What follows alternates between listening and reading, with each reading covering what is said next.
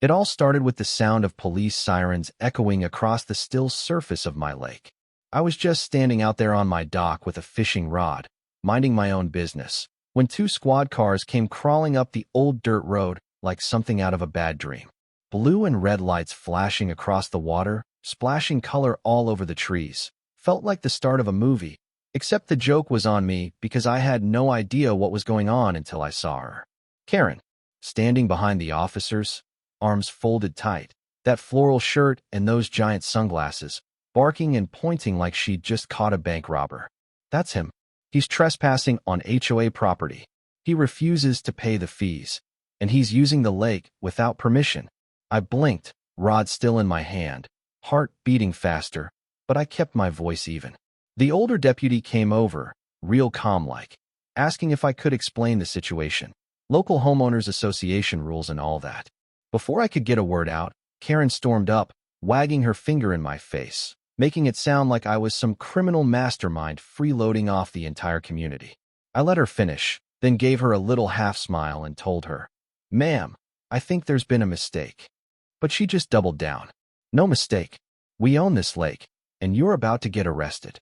The deputy looked at me, asked if I had proof of ownership, and I'll tell you, that was the moment I realized Karen wasn't just confused, she was up to something. I had my deed, tucked in a thick old folder in the truck, but I wanted to see just how far she'd go. So instead, I pointed at the faded sign nailed to my gate. Private property owned and maintained since 1997. Karen froze, eyes darting from the sign to me to the officers. Then she started hollering that the sign was fake, that I was a liar, that she'd sue me and the whole 9 yards. Thing is, I could tell this was just the opening act. Karen had that look, the one that says, "I'm not letting this go." But then her phone buzzed, and she turned pale. For a second, nobody said anything. The breeze blew, the frogs croaked, but all she could do was stare at her phone like it was a death sentence. She mumbled about calling the HOA president, marched off, pacing the shore, whispering into her phone. I just leaned on my truck, trying not to laugh. Pretending it's my lake? Lady, I'd rebuilt that dock myself, paid taxes, cleaned the water for years. The nerve of some people. The older deputy asked again about my proof, and I told him I'd be happy to show it, once her president got here. Karen didn't like that answer one bit, storming over, yelling that the HOA would crush me. Right about then, a white SUV rolled in, Silver Pines Lake HOA logo on the door. Out steps Greg Thompson, the president, in full khakis and a rehearsed handshake. He tried to play nice at first. "Just a misunderstanding, sir. But everyone with property on the lake is automatically in our HOA, required to pay." I just smiled and said, "I'm not in your HOA, Greg." He kept pushing, saying Silver Pines Lake was theirs. All the residents had to follow the rules. I pulled out my folder, opened to the old land survey, and laid it out plain. According to the state, this isn't Silver Pines Lake. This is Harris Lake, privately owned since 1968. That hit like a bucket of ice water. Greg's sunglasses slipped. Karen lost it, screeching that I'd forged the papers, that I was dangerous, that I'd yelled at her when she tried to stop me from using her lake.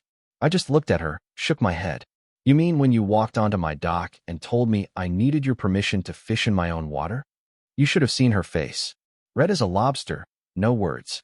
Greg finally had enough, said he'd confirm with the county, and I handed him a photocopy of the deed with the parcel number. As he read, you could see the confidence leaking out of him. "This says the lake is inside your boundaries," he finally muttered. Karen's denial was so loud you could hear it across the water, but Greg was already calling for a private board meeting. She kept screaming I wasn't off the hook, that the county would make me join, but by now, she was losing her audience. But then, twist of fate, just when it seemed like we'd reached a stalemate, a brown-jacketed county surveyor arrived, folder in hand, called to settle the dispute. He checked the address, flipped through the files, and traced the map right there in front of everyone. According to the most recent county map, the lake and surrounding land belonged to Mr. Harris. Karen almost fainted. "But we've always used it," she screeched. "We clean it, host picnics." "Doesn't make it yours," I told her. "Lake access isn't the same as lake ownership." She tried another play, accusing me of dumping trash, of being selfish. Greg looked shocked when he heard about the HOA crews using my shoreline as a dump zone. Even the surveyor had to cut in, reminding everyone that any HOA activity on my land required permission. Greg promised to handle the paperwork and make sure the law was followed. Karen went ballistic, shouting that she'd prove I forged the deed, but nobody believed her anymore. But if you think that was the end, nah? For a few days, things were peaceful. Birds sang, sun sparkled on the water. I almost let myself believe Karen was done. But 1 week later, I woke to hammering. Karen and her crew planting a giant Silver Pines Lake, private HOA property, sign right at the water's edge. I confronted her. She said they'd voted to rezone the area, that soon the land would be community property. I laughed in disbelief. You can't vote to steal land, Karen. She had a petition signed by 30 residents, demanding I join the HOA or remove my dock. I told her a petition didn't override county records. But she was on a mission. That evening, Greg came by, looking worn out. She's rallied the whole neighborhood. Harris. She's even telling the mayor your deed is fraudulent. I shook my head. She keeps pushing. She's going to get herself in real trouble. Greg just sighed. She won't listen. She's obsessed. You embarrassed her. So, next morning, I made a few calls. My lawyer, the county, and Mrs. Langley, an old family friend who remembered the lake's origins. By noon, Mrs. Langley was on my porch, sipping sweet tea and shaking her head. That woman's trouble. She told Karen, when Karen showed up with her clipboard and another compliance notice, to check the original 1968 deed file. Karen went pale as a ghost, but still swore it wasn't over. And it wasn't. Because at dawn the next day, I woke to the growl of a bulldozer on my road. Karen, arms crossed, barking orders, a demolition crew ready to rip out my dock. I ran out, yelling that she was trespassing. She flashed a folder, HOA board authorization. I called her bluff, and just as the bulldozer started chewing into the wood, Deputy Morales rolled up. He took one look at the scene, bulldozer, dock, angry neighbors, and shut the whole thing down. Morales wasn't in the mood for games. When Greg arrived, out of breath, he exposed Karen for forging board approval. She'd even faked the meeting minutes. The whole crowd fell silent.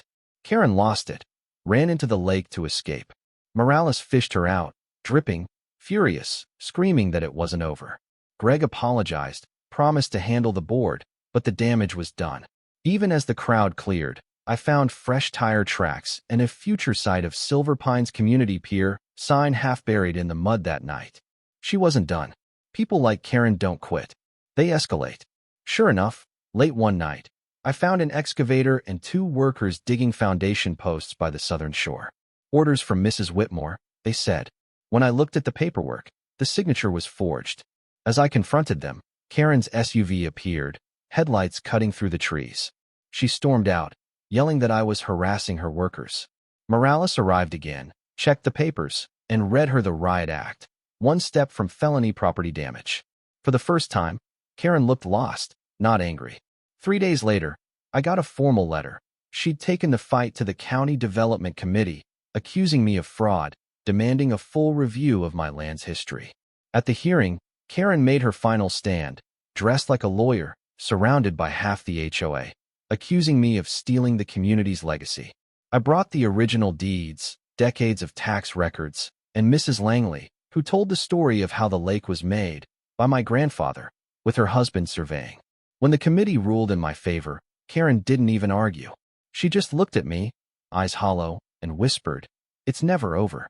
She left the courthouse silent, but you could feel the storm brewing. A few nights later, the fire department showed up. Someone, guess who, had reported a fuel spill, said I was planning to burn down the dock in revenge. The only thing burning was the shame of finding Karen's car, a gas can by the water, and Karen herself, stumbling out of the woods, wild-eyed, clutching a lighter. She broke down, sobbing, saying she just wanted to scare me, that she'd lost everything. Morales took her in for evaluation. He told me, "She's not evil, Harris, just lost." For a while, it seemed over. Then came the civil lawsuit, Karen suing me for emotional distress and public humiliation. I almost laughed. We spent weeks in court, her lawyers spinning stories, the judge unmoved, Morales testifying, Greg and the deputies backing me up. In the end, the case was thrown out. Karen just looked at me and whispered, "Are you happy now?" I didn't answer. It didn't feel like winning. It felt like exhaustion. After that, things were quiet. Until the day I found a note in my mailbox. I'm leaving town. Take care of the lake. I loved it too, you know. For a moment, I hoped it was true. But 2 months later, a new sign appeared, Whitmore Lakeside Estates. Karen was back, building again, her new development creeping right up to my southern fence. I called the county, showed the surveyors where the old iron marker was. Once again, she'd overreached, and the project was halted. Greg called it poetic justice. Karen called it theft. The last time I saw her, she was standing by her car, crying, shouting that I'd taken everything from her. You destroyed it yourself, I told her, but she wasn't listening. The county revoked her permits, and the crews packed up and left. I rebuilt my dock one last time, stronger than ever. The lake shimmered in the morning sun, peaceful, private, finally mine. But sometimes, late at night, when the breeze is just right, I swear I hear her voice echoing across the water, still stubborn, still clinging to control. Maybe she'll come back. Maybe she won't. Maybe I did win, or maybe I just survived.